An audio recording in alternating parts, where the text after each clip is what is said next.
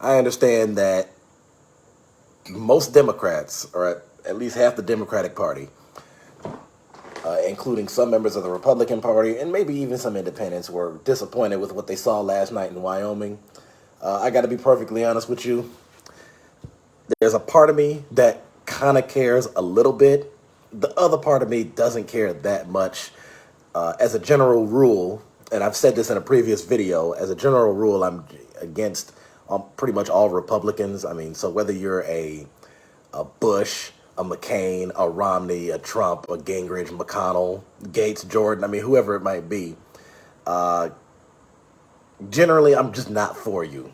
And let's not get it twisted. I'm especially known for not being for anybody with the last name Cheney. I think you know what I'm talking about. Now, Liz Cheney, who was very known for being an anti-Trump Republican, just lost her congressional seat to a woman by the name of Harriet Hageman. I believe that's how you pronounce her name, who is a Trump-backed candidate. Now, there was a part of me that basically said, you know what, they're both Republicans. I don't care. We need a Democrat to win that spot anyway. But the other part of me said, well, if Cheney gets reelected, then that means that, I mean, it's another way to basically stick it to the Trumpers. And it would have been nice to see another Trumper lose. I think we all can agree with that.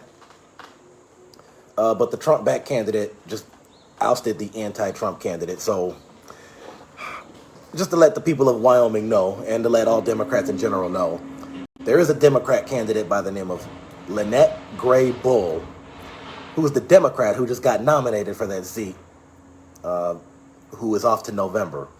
I don't know exactly the chances of her winning November, you know, especially with it being Wyoming. I mean, Wyoming is primarily a Republican state. Liz Cheney's father, Dick Cheney, was, the Cheney family is from that state, and Dick Cheney himself was a congressman out there. I believe it was from like 1978 to 1988, so he was a congressman 10 years. I don't know who all was a congressman in that state between that time and now. They have an at-large congressional district, to those of you who didn't know. So they only have just the one congressional district. So they only have the one congressperson. So I mean, that is kind of what's going on here. I know some Democrats, including some officials in my state, were heartbroken and saddened about Liz's loss. But I do want to let Democrats know, unfortunately, there's a more than likely chance of us gaining a Trumper in the government, another Trumper in the government, just from that seat alone.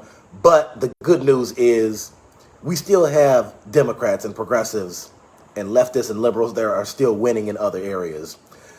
John Fetterman is still beating Dr. Oz in Pennsylvania by at least 13, 14 points. We still have Tim Ryan leading ahead of J.D. Vance in Ohio by at least 4 points. That's good. So, people, let's not completely lose hope here. I mean, there's not only will Trumpism die, but I mean, again, we're fighting the whole Republican Party. We're still fighting them all.